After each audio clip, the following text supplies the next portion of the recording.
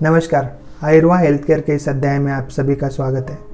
आज हम बस्ती नामक चिकित्सा के बारे में आपसे सलाह मशवरत करेंगे, डिस्कस करेंगे कि बस्ती चिकित्सा क्या है, ये किस लिए किया जाता है, इसके क्या आचार्यों ने कैसे इसमें फ़ायदे बताए हैं और इसका प्रोसीजर क्या होता है, इसके बारे में हम पूरा डिस्कशन डिटेल में करेंगे।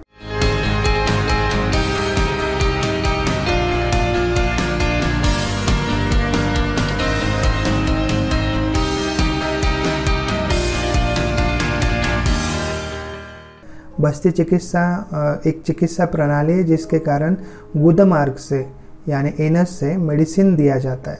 जो हमारा इंटेस्टाइन है उसको दो ही ओपनिंग है, एक माउथ और दूसरा एनस। एनस के थ्रू जो मेडिसिन दिया जाता है उसको बस्ती कहा जाता है।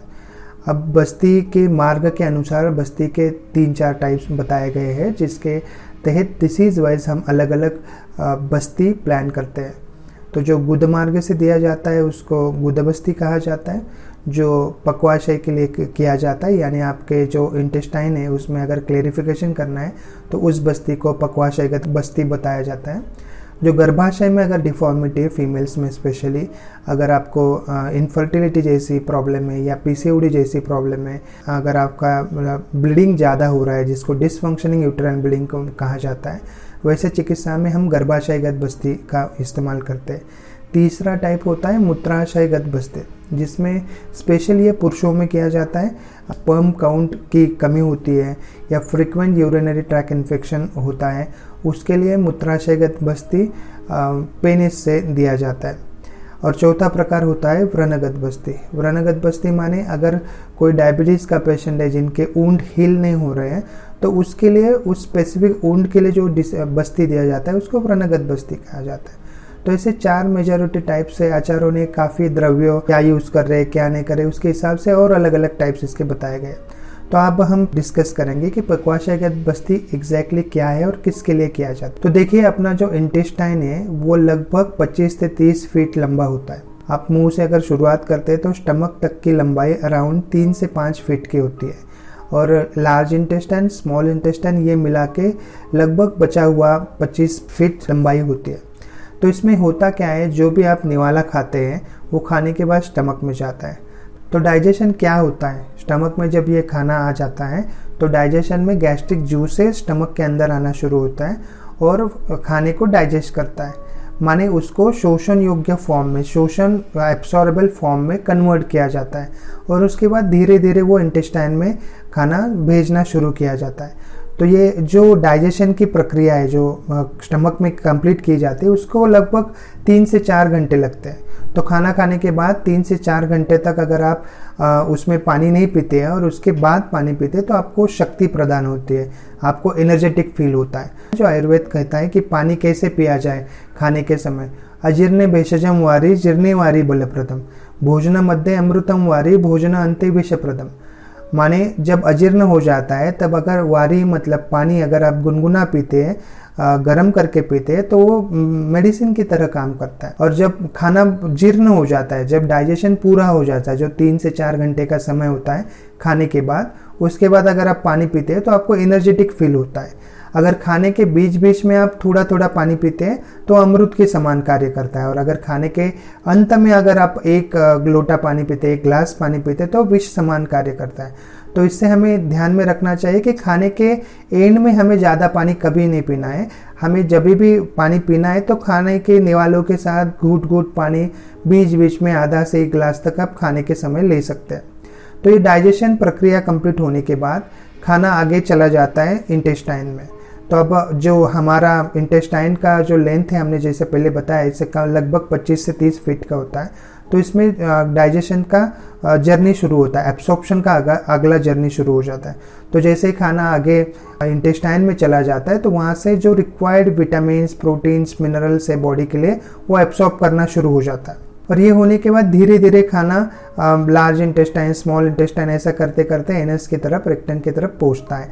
और जो भी अनवांटेड मटेरियल है, जो जिसको फीकल मटेरियल हम बोलते हैं, वो फिर हमारे मल प्रवर्तन के समय में, जैसे हमारे वॉशरूम जाते हैं हम लोग, टॉयलेट के समय में वो बाहर डाला जाता है। तो इस एब्सॉर्प्शन की प्रक्रिया को लगभग 12 से 20 घंटे लगते हैं, depend on person to person, कि आप किस तरह के कितना हेल्दी खाना खाते हैं, आपके फूड हैबिट्स क्या है, उस हिसाब से ये सब चीज़ें चेंज होती है। तो ये अगर आपको दिन में एक बार, 12 घंटे में एक बार या 24 घंटे में 2 बार अगर आपको मोशंस के लिए आता है, अगर आप लैट्रिन के लिए जाते हैं, तो वो अच्छा संकेत माना जाता है, आप स्वस्थ व्यक्ति हो। कितना ही आपका साइज बड़ा हो, बॉडी आपकी ज़्यादा फुली हो, यानी आप ज़्यादा फैट हो या ज़्यादा पतले हो, लेकिन अगर आप 24 घंटों में 1 या 2 बार अगर आप मोशन के लिए जाते हैं, लैट्रिन के लिए जाते हो, तो दैट मीन्स कि आप एकदम स्वस्थ व्यक्ति हो, आपके डाइजेशन और एब्सॉर्प्शन प्रोसेस में कुछ प्रॉब्लम नहीं।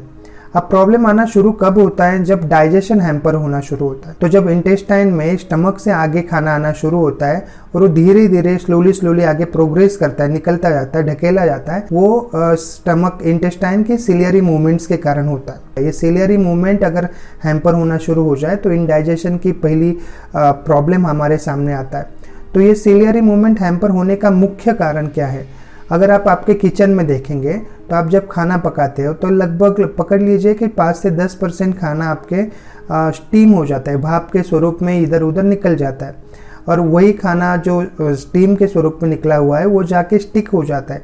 आपका किचन का सीलिंग फैन जाके चेक कीजिए, एग्जॉस्ट फैन चेक कीजिए, टाइल्स चेक कीजिए, जो आप कभी कभार साल में 1-2 बार त्योहार के समय साफ करते हैं, तो उसमें काफ़ी स्टिकी मटेरियल लग जाता है। अब वो स्टिकी मटेरियल साफ करने में आपको घंटों चले जाते हैं। अगर आप माने कि ये 5 से 10% स्टिकीनेस के कारण इतना स्टिक हो जाता है फैन, एग्जॉस्ट फैन और टाइल्स, तो वही खाना जो 90% आप खाते हो, उसी खाने का जो पोर्शन 90% आप डेली जो खाते हैं, तो इंटेस्टाइन में जाके सिमिलर काइंड का स्टिकीनेस देना शुरू करता है। तो स्लोली ये स्टिकीनेस बढ़ता जाता है और उससे 3-4 मेजर इशू होना शुरू होता है। तो इंटेस्टाइन जो है, इंटेस्टाइन की लाइनिंग जो एब्सॉर्ब करना है हमें, तो एब्सॉर्प्शन सरफेस को अगर कुछ आके चिपक के बैठा तो एब्सॉर्प्शन सरफेस से हैम्पर हो जाता है। तो खाने से जो भी essential protein, minerals, vitamin body को मिलने वाले हैं वो होना बंद हो जाता है। तो एब्सॉर्प्शन हैम्पर होने के कारण खाना जो भी आप खाते हो, आप चाहे सोना भी खाओ तो वैसे के वैसा वो अनडाइजेस्टेड या डाइजेस्ट होके विदाउट एब्सॉर्प्शन होके मल के स्वरूप में बाहर निकल जाएगा। तो एक अवस्था आना शुरू होता है कि आप कितना भी अच्छा खाओ, आपको फ्रेश नहीं लगता, आप एकदम खुद को अनईजी महसूस करते हैं। सुबह अगर उठते हैं आपको तो पूरा दिन डल लगने लगता है, सुबह स्पेशली आपको डल होना शुरू होता है। तो सेकेंड प्रॉब्लम क्या होता है? जब ये एब्सॉर्प्शन सरफेस हैम्पर हो जाता है, सिलियरी मूवमेंट हैम्पर हो जाते हैं, तो सेकेंड मेजर प्रॉब्लम होता है कि आपको इंडाइजेशन की समस्या आनी शुरू हो जाती है। पहला तो हो गया कि आपका एब्सॉर्प्शन क्लियर नहीं हो रहा है, खाने का जो रिक्वायर्ड चीज़ें जो बॉडी को चाहिए इसेंशियल्स वो नहीं मिल रहे हैं। सेकेंड हो जाता है कि आपका इंडाइजेशन शुरू हो जाता है, जिसके कारण आपका कॉन्स्टिपेशन होना शुरू होता है। जो सीलिया पहले एक पकड़ के चलिए कि से 10 किलोमीटर प्रति घंटा के हिसाब से घूम रही थी, अब वो कुछ चिपक जाने के कारण वो अभी 5 किलोमीटर प्रति घंटा की तरफ से घूम रही है, या अभी और कम होते होते 1 किलोमीटर पे आ गए। तो इससे क्या होता है कि खाना जो डाइजेस्ट होके आता है उसको आगे ढकेलने की जो प्रक्रिया है वो स्लो हो जाते हैं। तो खाना एक जगह पे ज़्यादा टाइम तक, ज़्यादा समय तक पड़ा रहना शुरू होता है, जिसके कारण एसिडिटी होना शुरू होता है। बिकॉज खाना अगर एक जगह पे ज़्यादा समय रहा और वो 15 से 20 घंटे के अंदर बॉडी से बाहर नहीं निकला डाइजेस्ट होके, एब्सॉर्ब होके, तो वो सड़ना शुरू हो जाता है, उसके कारण गैसेस होना शुरू होता है। तो आपको गैसेस की प्रॉब्लम होना शुरू होगी, एसिडिटी होना शुरू होगा, और ये लगातार अगर कंटिन्यूस ऐसा चलता रहा तो इंटेस्टाइनल परफोरेशन होते हैं। और अगर कॉन्स्टिपेशन की समस्या आपको सताने लगती है और कॉन्स्टिपेशन की समस्या अगर ज़्यादा वक्त तक, लंबे समय तक रही, तो आपको पाइल्स, फिशर, फिस्टुला, इस तरह के अलग अलग डिसीजेस होना शुरू होते हैं। तो ये तो इंटेस्टाइनल फंक्शन की वजह से, सिलियरी मूवमेंट स्टॉप होने के कारण होने वाले डिसीजेस है। अब आते हैं वापस एब्सॉर्प्शन हैम्पर होने के कारण क्या क्या होता है। तो देखिए, इंटेस्टाइन का जो एब्सॉर्प्शन हैम्पर हो जाता है, तो इंटेस्टाइन का जो फंक्शन है उसका काम क्या है कि required vitamin, minerals, proteins, amino acids जो खाना है उसमें से एब्सॉर्ब करके बॉडी को प्रोवाइड करना, उससे एनर्जी देना। अब जबकि ये सरफेस से जब हैम्पर हो जाता है, जो चीज़ें चिपक जाते हैं, उसके कारण क्या होना शुरू होता है कि रिक्वायर्ड चीज़ें नहीं मिलते।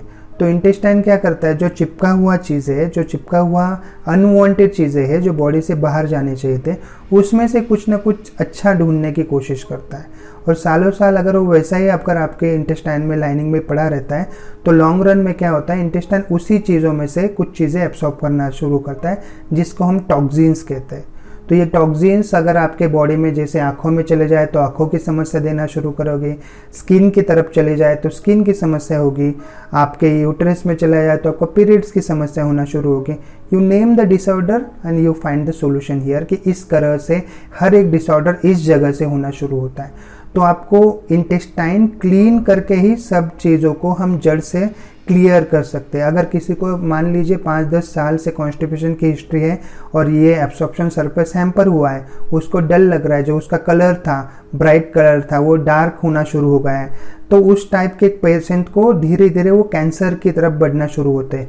बिकॉज जो बॉडी को रिक्वायर्ड चीज़ें वो मिल नहीं रहे, उसके अगेंस्ट जो खराब चीज़ें है जो वो मिलना शुरू होते हैं। तो ऐसे करके एंड में कैंसर या किडनी फेल्यूर, लिवर डिसीजेस, जो क्रॉनिक डिसीजेस है वो होना शुरू होता है। इवन आपके डायबिटीज़, हाइपरटेंशन भी इसी क्रम का हिस्सा है। हाइपरटेंशन में सेम चीज़ आपके रक्त कोशिकाओं में होना शुरू होता है कि आपके रक्त जो कोशिका है वो धीरे धीरे उसका प्लाक बनना शुरू होता है, तब जाके आपको हार्ट अटैक आता है। सिमिलरली इंटेस्टाइन में ये चीज़ें होना शुरू होती है तब जाके आपको कॉन्स्टिपेशन आता है। तो कॉन्स्टिपेशन के पेशेंट में 2-3 दिन के बाद एक बार मल होना है, डेली मल नहीं होना, मल के देने के समय जोर लगाना, या डेली अगर आपको अभी मल हो भी रहा है तो सेटिस्फैक्ट्री आपका परगेशन नहीं होता है, आपको फील नहीं होता है कि मेरा क्लियर हो गया है फ्लैटुलेंस। तो इसके कारण ये सब डिसीजेस होते हैं। तो हम आयुर्वेद में या हमारे मेडिकल साइंस में कहते हैं कि gut is second brain of human body. अगर आपका गट अच्छा रहेगा तो आपकी बॉडी पूर्ण तरह से स्वस्थ होगी, इसलिए आपको गट क्लीन करने की प्रक्रिया हमेशा जारी रखनी होती। पुराने ज़माने में जैसे 90 के दशक में या 80-90 के दशक में जब एलोपैथी या बाकी मेडिसिन का ज़्यादा बोलबाला नहीं था भारत में, हमारे देश में, तो लोग क्या करते थे, लोग हफ्ते में एक बार एरंडा तेल जो होता है कैस्टर ऑयल वो लेना प्रेफर करते थे ताकि वो गट क्लीन हो जाए, गट आपका क्लीन करके क्लीन रहे और मेंटेन रहे गट का हेल्थ।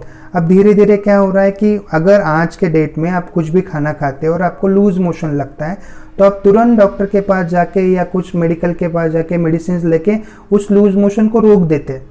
आप ये नहीं सोचते कि गट क्लीन करना अपने आप शुरू कर दिया है, ब्रेन ने या बॉडी ने अपने आप डिसीज लेके अपना बॉडी क्लीन करना शुरू हो गया है। देखिए शरीर एक अपने आप में एक बहुत तंदुरुस्त मशीन है जो अपने आप में क्लींजिंग जानता है कि कैसे क्लीन करना है। जैसे महिलाओं में मासिक माह की तरफ जो रक्तस्राव होता है उसके कारण वो क्लीन होता है, वैसे पुरुषों में बाकी चीज़ों में आपका गट क्लीन होता रहे तब आप जाके स्वस्थ रहेंगे।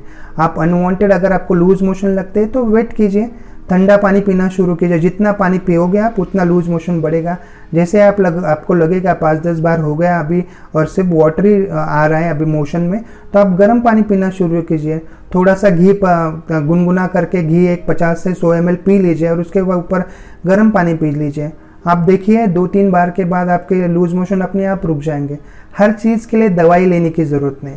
तो ओवरऑल आज हमने डिस्कस किया है कि कैसे इंटेस्टाइन हैम्पर होता है और इस तरह से क्लींजिंग के लिए कैसे बस्ती नामक जो पक्वाशयगत बस्ती नामक चिकित्सा है उसकी ज़रूरत होती है। आज के लिए बस इतना ही। अगले वीडियो में हम डिस्कस करेंगे कि कैसे इसके ऊपर बस्ती चिकित्सा का फ़ायदा होता है और उसका प्रोसीजर क्या है। धन्यवाद।